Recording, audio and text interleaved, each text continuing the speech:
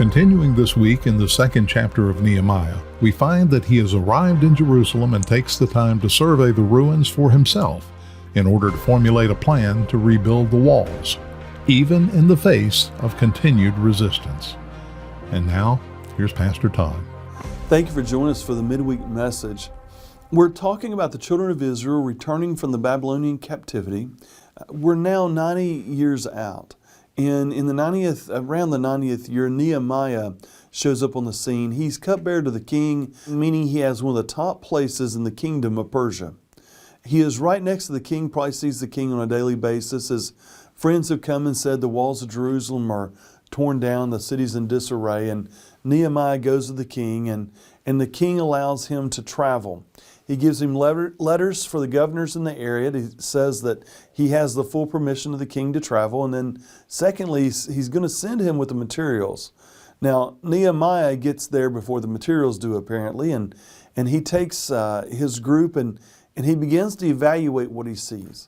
And today we're going to see him do two things. He's going to evaluate the city for himself, and then secondly, he's going to build consensus among the people. So let's look at this. Nehemiah chapter 2. In verse 11 it says, "So I came to Jerusalem and was there 3 days. Then I arose in the night, and a few men with me. I told no one of what my God had put in my heart to do at Jerusalem, nor was there any animal with me except the one which I rode. And I went out by night through the valley gate and the serpent well and the refuge gate, and viewed the walls of Jerusalem which were broken down, and its gates which were burned with fire. Then I went on to the fountain gate and to the king's pool, but there was no room for the animal under me to pass. So I went up in the night by the valley and viewed the wall. Then I turned back and entered by the valley gate, and so returned. And the officials did not know where I had gone or what I had done. And I had not yet told the Jews, the priests, the nobles, the officials, or the others who did the work." The first thing we see when Nehemiah arrives in Jerusalem, he wants to get an honest evaluation of what's going on. He doesn't want a swayed evaluation. He doesn't want it skewed by those that are living there, the excuses they might make, or the reasoning behind. He wants to see what is the real state of this place. And so he goes out at nighttime and he goes and he looks at the city walls, because until the city walls are built, the city is not really fortified, and therefore people can come and go as they want. That includes the people who are for them, but it also includes the people who are against them. And so he goes around and he really evaluates the destruction of the city of Jerusalem. He does that so he can see it for himself. The second thing that we see is this. When he comes back, he is not told yet. After 3 days, on the fourth day, he finally begins to talk to the people about why he's there. But he's drawing in a consensus. He wants them to join him. He wants them to understand that it's not him and him alone. It's a together project. He needs a consensus of the people to join him in this work.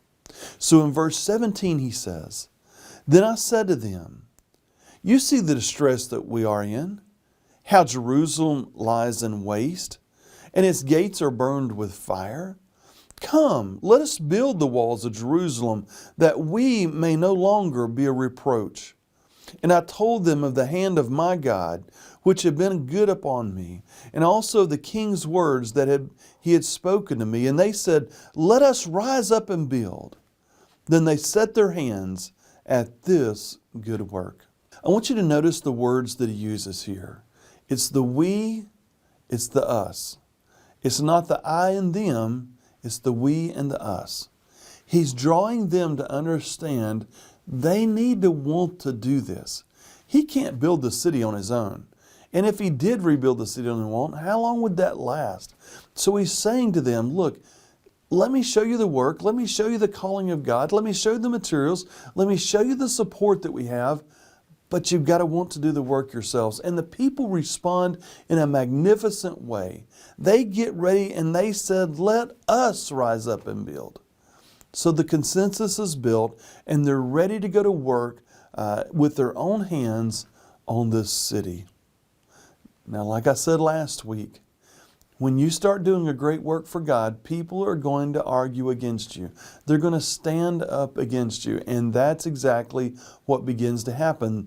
The people around them do not want to see the city rebuilt. They don't want the Jews to become a powerful people of God again.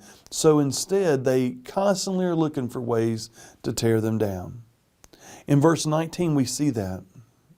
But when Sanballat the Hornite and Tobiah the Ammonite and Geshem the Arab heard of it, they laughed at us and despised us and said, "What is this thing that you're doing? Will you rebel against the king?" So I answered and said to them, "The God of heaven himself will prosper us. Therefore we his servants will rise and build. But you have no heritage or right or memorial in Jerusalem." Nehemiah isn't discouraged by these people making fun of him. They're trying to discourage him with words. They're trying to discourage him with threats. They're threatening to take legal action against him is what they're doing. They don't realize the king has supported this project from the beginning. So in confidence, Nehemiah was able to say, "Our God is for us." And because you don't know our God, because you're not a part of this heritage, you are not going to have any part in the rebuilding. We don't need your advice, your admonishment, your negativity, whatever you may bring to the table. We don't need it. This isn't your heritage. Nehemiah is standing up for the people of God.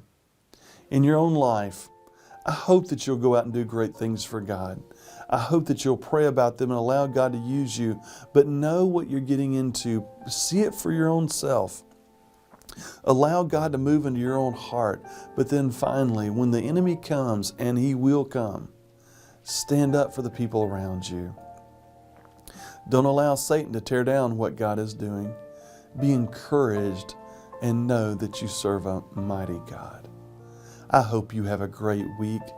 Thank you for watching.